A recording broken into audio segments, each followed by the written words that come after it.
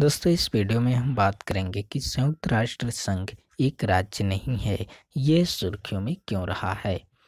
तो UN not a state ये सुर्खियों में क्यों रहा, इसके बारे में हम चर्चा करते हैं। दिल्ली उच्च न्यायालय ने निर्णय दिया है कि भारत के संविधान के अनुच्छेद 12 की व्याख्या के तहत संयुक्त राष्ट्र संघ एक राज्य नहीं है। वह भारत के संविधान के अनुच्छेद 226 के अंतर्गत न्यायालय की अधिकारिता में नहीं आता है।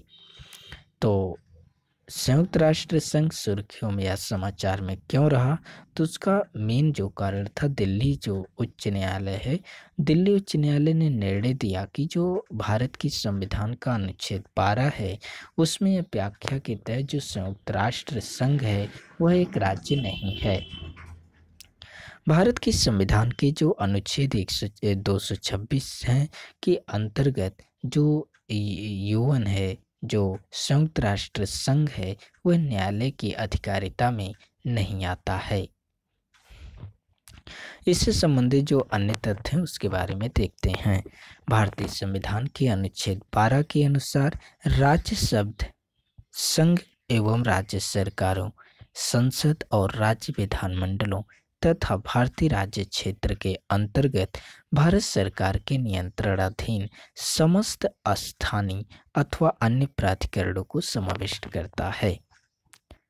तो जो अनुच्छेद 12 है उसके अनुसार राज्य हुआ, संघ और राज्य सरकारें हुए, संसद और राज्य विधानमंडल हुए तथा भारतीय राज्य क्षेत्र के अंतर्गत या भारत सरकार के नियंत्रणाधीन समस्त स्थानीय जो प्राधिकरणों को समाविष्ट करता है।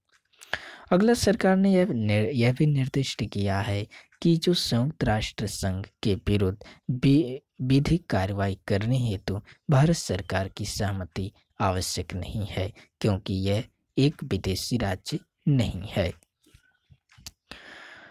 जिसमें जो है सिविल प्रक्रिया संहिता 1908 की धारा 86 में प्रावधान किया गया है कि केंद्र सरकार की सहमति से किसी विदेशी राज्य के विरुद्ध किसी भी न्यायालय में मुकदमा दायर किया जा सकता है। यह सिविल प्रक्रिया संहिता 1908 की धारा 86 में है। तो इसमें जो हमने अभी तक देखा कि यह न्यूज में क्यों रहा, तो जो कि संयुक्त राष्ट्र संघ एक राज्य नहीं है, जो कि अनुच्छेद दिल्ली उच्च न्यायालय ने निर्णय दिया कि जो अनुच्छेद 12 है उसकी व्याख्या के तहत संयुक्त राष्ट्र संघ एक राज्य नहीं है।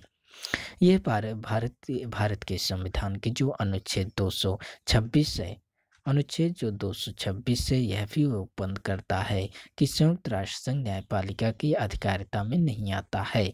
जो अगला जो इससे संबंधित जो अन्य तथ्य में हमने देखा कि जो अनुच्छेद 12 है उसके अनुसार जो राज्य हैं या संघ या राज्य सरकार या संसद या विधानमंडल तथा या भारतीय राज्य क्षेत्र हों या भारत सरकार के नियंत्रण में जो क्षेत्र हों, स्थानीय या अन्य प्राधिकरण हैं, उनको अनुच्छेद 12 के अंतर्गत समाविष्ट करता है। अगला सरकार ने यह भी निर्दिष्ट किया कि जो यूएनओ है, मीनिंग संयुक्त राष्ट्र संघ है, के विरुद्ध जो विधिक कार्रवाई है वह भारत सरकार की जो विधिक कार्रवाई करने है तो भारत सरकार की सहमति आवश्यक नहीं है, क्योंकि यह एक विदेशी राज्य नहीं है।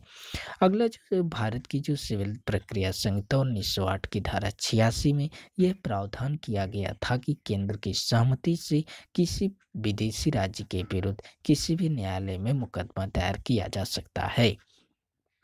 हालांकि सरकार द्वारा जो है यह स्पष्ट किया गया है कि संयुक्त राष्ट्र तथा उसके अधिकारियों को संयुक्त राष्ट्र विशेष अधिकार और उन्मुक्ति अधिनियम 1947 के तहत उन्मुक्ति का अधिकार प्राप्त है। तो सरकार द्वारा यह स्पष्ट किया गया कि जो संयुक्त राष्ट्र संघ है तथा उसके जो अधिकारी हैं वह संयुक्त राष्ट्र विशेष अधिकार और उन्मुक्ति अधिनियम 1947 के तहत उन्मुक्ति का अधिकार जो है उन्हें प्राप्त है। उक्त अधिनियम के अनुसार ये जो अधिनियम है वह क्या है, तो संयुक्त राष्ट्र विशेष अधिकार और उन्मुक्ति अधिनियम 1947 क्या है, तो उक्त अधिनियम के अनुसार यूएनओ को प्रत्येक प्रकार की कानूनी प्रक्रिया से तब तक उन्मुक्ति प्राप्त है जब तक कि किसी विशिष्ट मामले में इसने अपनी उन्मुक्ति का स्पष्ट रूप से त्याग नहीं कर दिया है। तो इनको तब तक उन्मुक्ति प्राप्त है यूएनए को, जब तक कि किसी विशिष्ट मामले में इसने अपनी उन्मुक्ति का स्पष्ट रूप से त्याग नहीं कर दिया है। तो दोस्तों, यह था हमारा संयुक्त राष्ट्र संघ, जो कि एक राज्य नहीं है। ये सुर्खियों में क्यों था, हमने इसके बारे में देखा। अगर आप लोग को ये वीडियो अच्छा लगे तो आप वीडियो को लाइक कीजिए, कमेंट कीजिए और चैनल को सब्सक्राइब जरूर कर लें। धन्यवाद दोस्तों।